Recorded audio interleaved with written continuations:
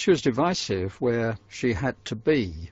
It's hard looking back over those years now to remember the terrible condition in which the country was.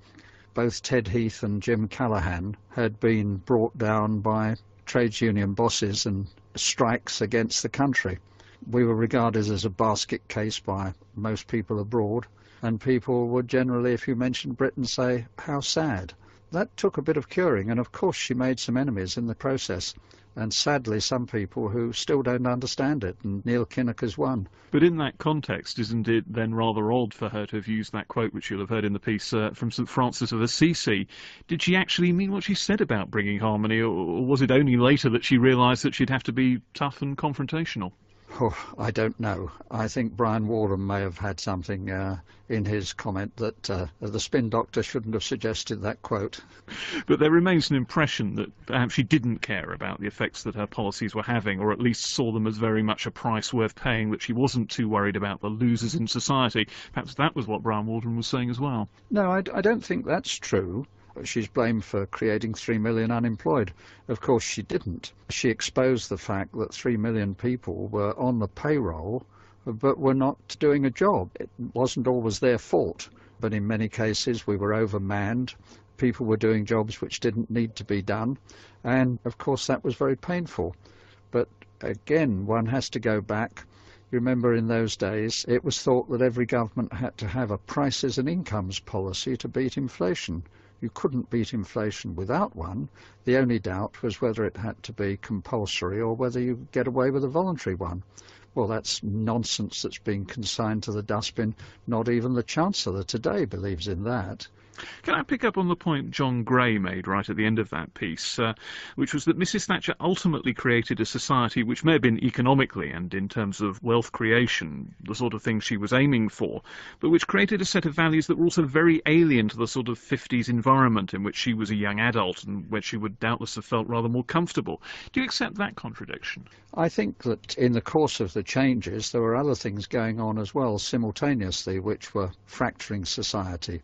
We were beginning to feel the effects of Roy Jenkins' great proclamation that the civilised society is a permissive society, and the impact of the permissive society as well was coming along, and that was doing far more to break up families and to break up society into individuals that cared not for anybody else. Permissive doctrine was, it's what I want that matters. That was not Mrs Thatcher's doctrine. But Mrs Thatcher didn't do anything to wind that back, did she? She didn't, for example, reintroduce a ban in abortion or homosexuality or bring back flogging in prisons or the Lord Chamberlain's right to censor the London Theatre, come to that, which are all the things that Roy Jenkins rolled back.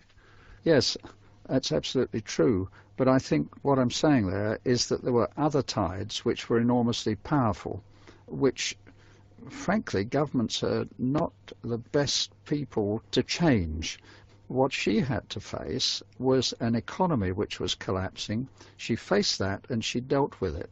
My own feeling is that she should then have moved on to other things as well. Our welfare system was still chaotic. Our National Health Service was still third rate. Our education system was still in deep trouble, despite 10 years of Conservative rule.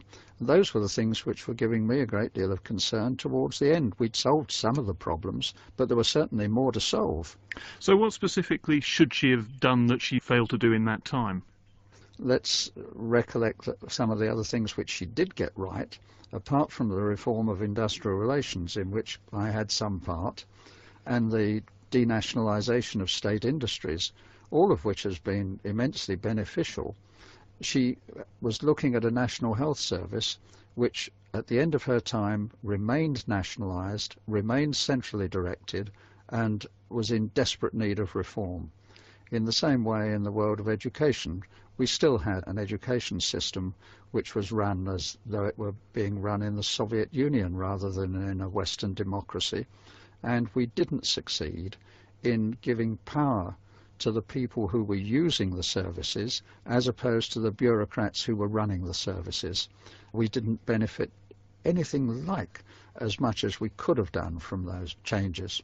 Well, those are the things that she failed to do. But what about the policies she did implement? Do you see any of those, with the perspective of a few years since Mrs. Thatcher left office now?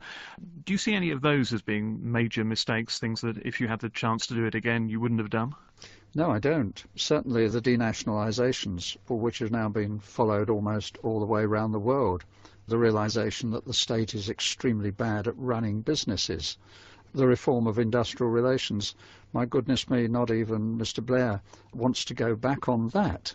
Although, of course, those reforms are being undermined by European law, and soon they will be no more unless we take a stand on European law. They were absolutely right. She also, of course, successfully asserted the right of the United Kingdom to make war to protect Her Majesty's subjects in the Falklands, and she did that extremely successfully. And finally, of course, despite what Mr. Kinnock says about her subservience to President Reagan, which I think will perhaps cause some people to think that there are parallels in that today, it was her support for Reagan and the courage that she put into Reagan to continue with the Strategic Defence Initiative, which finally convinced the Russians that they could not succeed militarily, that they were always going to be outspent and face American technology which was superior to theirs, that brought about the end of the Cold War. Now, you touched on Europe a little in that last answer, but if we're talking about mistakes that Mrs. Thatcher may have made, what about the Single European Act? What about joining the exchange rate mechanism? Those are things which I would have thought, certainly from speeches you were making later under John Major, you would have thought were the beginning of a very bad series of decisions for this country. I think if you look at the Single European Act, first of all, it was quite clear that we were being consistently blocked from getting a fair, level field in our trading with our European partners, particularly in the service industries, which are so important to us. And the Single European Act was intended, and indeed did a great deal, to eliminate some of those problems. The law officers told us it couldn't be extended into other areas, but of course, in fact, because it was European law and was ultimately judged by the European Court, it was. The ERM was a total disaster, and she was pushed into that at the end because she had really lost control of her cabinet. She'd got too many enemies who didn't believe in Thatcherism and not enough friends in the cabinet to resist it.